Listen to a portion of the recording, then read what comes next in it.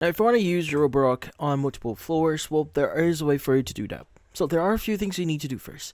So you want first to prepare the vacuum and app. Let's start with the full charge or with the full charge here and make sure your Roborock is ready or already linked to the mobile app. Now, since the the robot itself doesn't automatically know your house yet or the house layout, you need to set up each floor separately.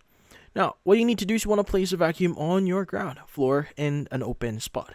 Then go into the app and look for the map settings. Now begin a full cleaning run. So this is how the robot scans the area. Now once it's done, save that map, give it a clear label like, for example, first floor. Now, you want to move the robot upstairs or downstairs, depending on where you want to add it. Now, carry the vacuum to the next level you want to clean. Now, if you've got an extra dock here, set it up there. It makes tracking a lot easier. Now, if not, no problem. It still works without automatic docking on that floor. Now, you want to open up the app again and choose the option that add another map, start another cleaning cycle, and the robot will draw up the layout for this new level. When the run is done, save the map with the same name, like for example, second, third floor, or basement, depending on where you added it or place it.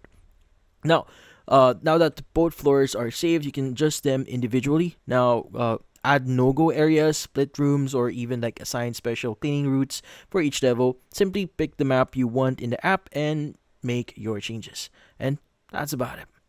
So, hopefully this video was able to help you like and subscribe to our channel. Thank you for watching.